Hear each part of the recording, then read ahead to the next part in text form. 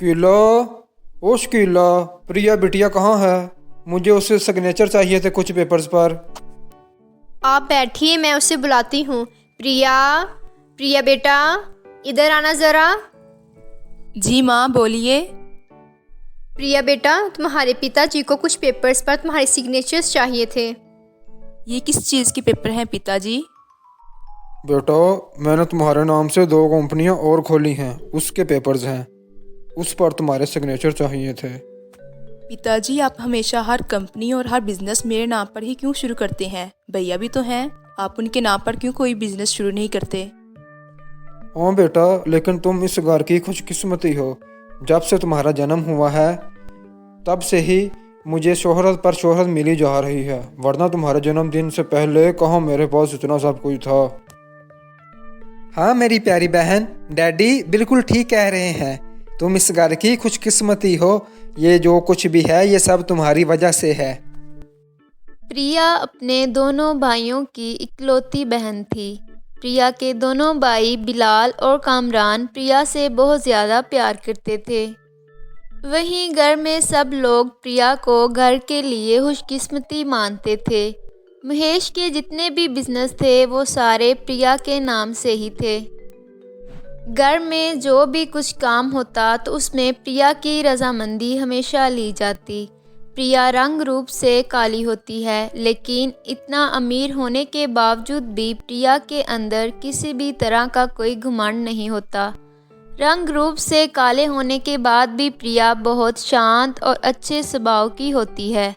ऐसे ही समय गुजरता है और एक दिन बिलाल, हम और कितना वेट करें? हमारा कॉलेज भी कंप्लीट होने वाला है। हमारे पेरेंट्स आए दिन हमारे लिए नए रिश्ते लेकर आ रहे हैं। प्रीति, ऐसा नहीं है, समझने की कोशिश करो। तुम तो जानती हो ना, प्रिया की शादी से पहले हम शादी नहीं कर सकते। हमें इस बारे में कुछ भी नहीं पता। हम बस तुम्हें 2-3 दिन तक का समय दे रहे हैं। अगर तुम लोगों ने हमारे बारे में अपने घर में नहीं बताया तो हम अपने माँ बाप के लाए हुए रिश्ते को हाँ कर देंगे। लेकिन वेकिन कुछ नहीं, कह दिया सो कह दिया। इतना कहकर प्रीति और सोनिया वहां से चली जाती हैं। वहीं बिलाल और कामरान घर आकर इस बारे में अपने पिता महेश और माँ शकीला को बताते हैं। बेटा, तुम दोनों तो जानते हो ना, पहले प्रिया की शादी होगी फिर तुम दोनों की।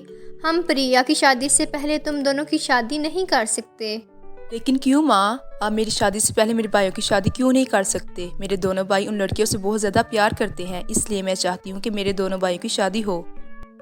घर में कभी भी प्रिया की बात को नहीं टाला गया था, जिसकी वजह से प्रिया की बात पर सब शादी के लिए राज़ी हो जाते हैं और कुछ ही दिनों में दोनों भाइयों की शादी हो जाती है। प्रीति और सोनिया दिखने में तो काफ़ी सुंदर होती हैं, लेकिन सुंदर होने के साथ साथ इनमें काफ़ी घुमंड और चालाकी होती है।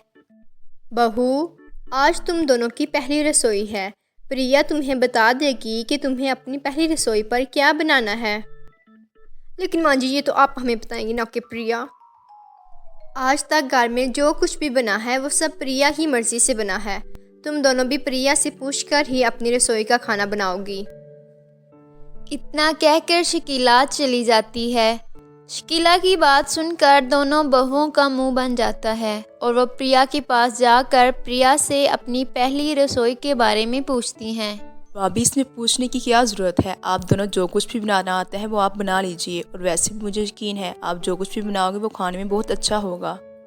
जिसके बाद दोनों भाभियाँ जाती हैं और अपनी पहली रसोई का खाना बनाती हैं।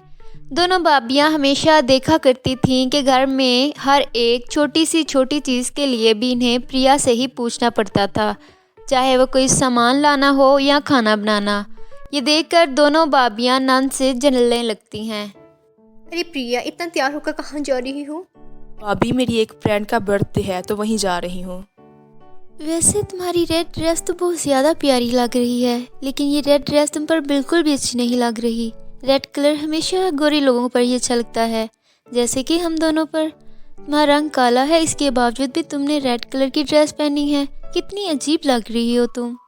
हाँ प्रिया, सोनिया बिल्कुल ठीक कह रही है। तुम्हारे पास इतना पैसा है तो तुम अपना ट्रीटमेंट करवा कर अपना ये काला रंग कम क्यों नहीं कर लेती हो? भाभी, मुझ में काले रंग से कोई परेशानी नहीं है और ना ही मेरे परिवार वालों को, तो आपको क्यों परेशानी हो रही है? ये कहकर प्रिया वहाँ से चली जाती है। अपनी भाभीयों की बात सुनकर प्रिया को बुरा तो काफ़ी लगता है, लेकिन प्रिया कुछ नहीं कहती। ऐसे ही समय बीतता रहता है और प्रिया की दोनों भाभियाँ हमेशा उसे उसके रंग को लेकर ताने देती रहती थी।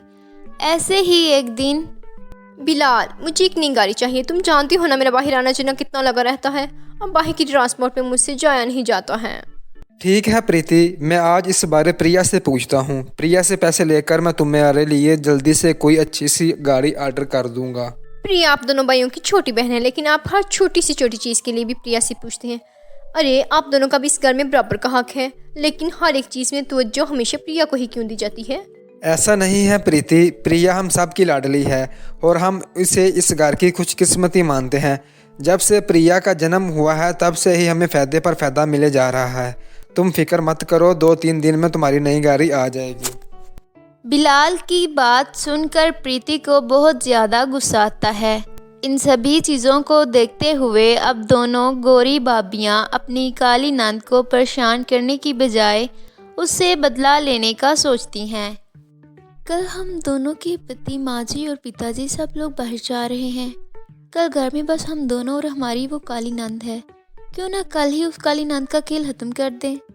फिर हमें हर एक छोटी से छोटी चीज़ के लिए भी उसकी परमिशन नहीं लेनी पड़ेगी और सारी प्रॉपर्टी भी हम दोनों के पतियों के नाम हो जाएगी।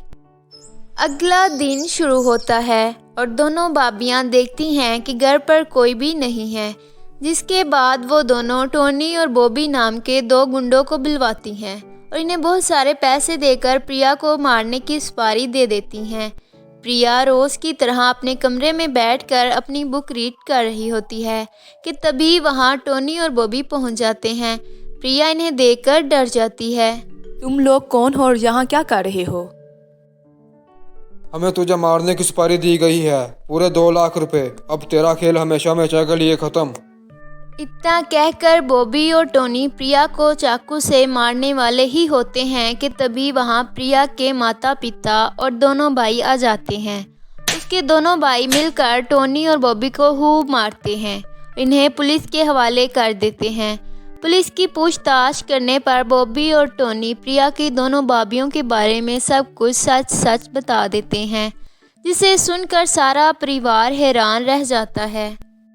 क्या तुम दोनों ने हमारी बहन को मारने के लिए गुंडे मंगवाए थे? हमारी मासूम बहन ने तुम दोनों का क्या बिगाड़ा था? मुझे तो शर्म आती है, तुम जैसी लड़कियों से हमने शादी की। तुम किसी की पत्नी बनने के लायक नहीं हो। निकल जाओ इस घर से और आइंदा ऐसी शक्ल दिखाने की कोई ज़रूरत नहीं है।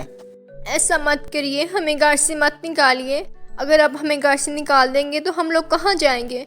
हमने जो किया हमें उसके लिए माफ़ कर दीजिए। भैया, भाभी को प्लीज़ घर से मत निकालिए। उन्होंने जो कुछ किया उस चीज़ का उन्हें एहसास हो चुका है। उन्हें उनके किए की इतनी बड़ी सज़ा मत दीजिए। प्लीज़ इन्हें माफ़ कर दीजिए।